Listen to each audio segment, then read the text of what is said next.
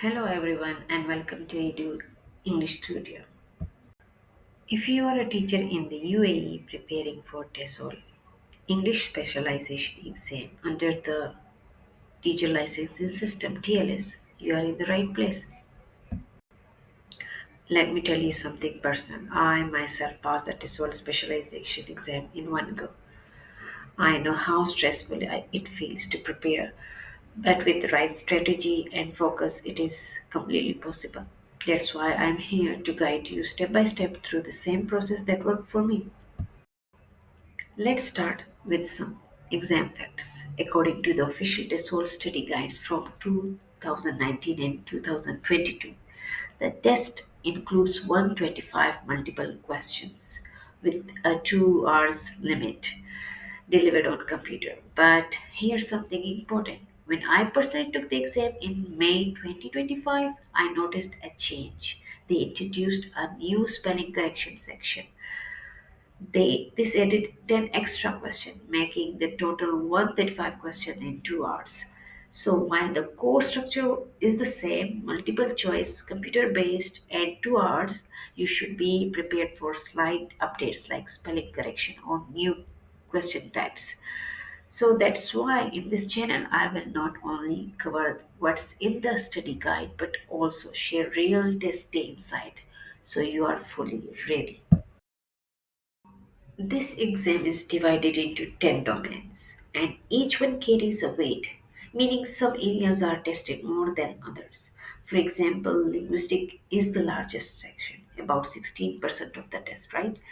Part of speech, Zephyr, and methods are also heavy, so you should give them extra attention. Smaller but important sections include Arabic transfer assessment, literacy, second language acquisition, and young learners. But here is something new I experienced in 2025. They introduced an extra portion called spelling error correction. At the time, we were told that this was a pilot section, so it wasn't counted toward the score. They were simply testing how teachers would perform on this new type of question. It is important to know this because in the future they may officially include it as a part of the exam. So my advice is be aware of it and practice spelling error correction, as well, just in case, Before solving this sample question, here is very important point to be noted. Many candidates think if I do well in the big section, I can afford to skip the smaller one, right? For example, if they perform well in the Sefer or a linguistic part, they think that they might leave the Arabic section or the assessment section. But that's not true. To pass, you need to score at least around 50% in each domain, not just overall. That means if you completely ignore the smaller section like Arabic transfer or assessment literacy, you risk failing, even with high score in linguistic or grammar, and especially for overseas teacher. Arabic grammar is a common weak spot, but the exams expect you to have at least some awareness of how Arabic grammar influences English errors. So if you want to pass, you must build a minimum working knowledge of Arabic grammar and its impact on English learning. So, my advice, don't overlook the smaller domain. Treat them as equally important.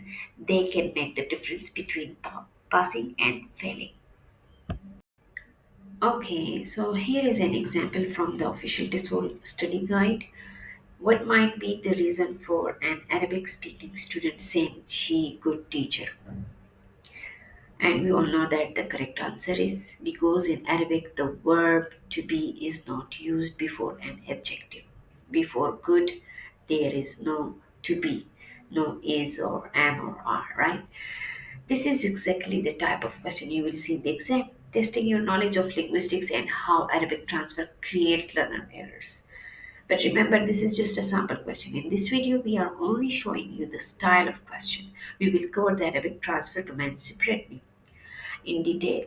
I have prepared my own notes and practice question based on what I encountered in the exam, and these notes were a big reason why I passed the test in one go. So don't worry, I'll be sharing all these strategies and notes with you in the next video.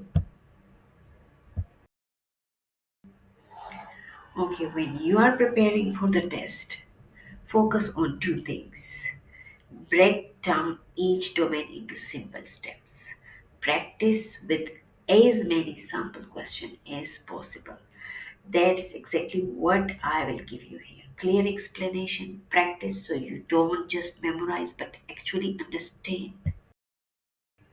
In the next video, we will practice two domains, Arabic transfer and assessment literacy. Two key exam domains, right? So if you are ready to pass this exam, make sure to hit the subscribe button and turn on the bell icon to follow along step by step.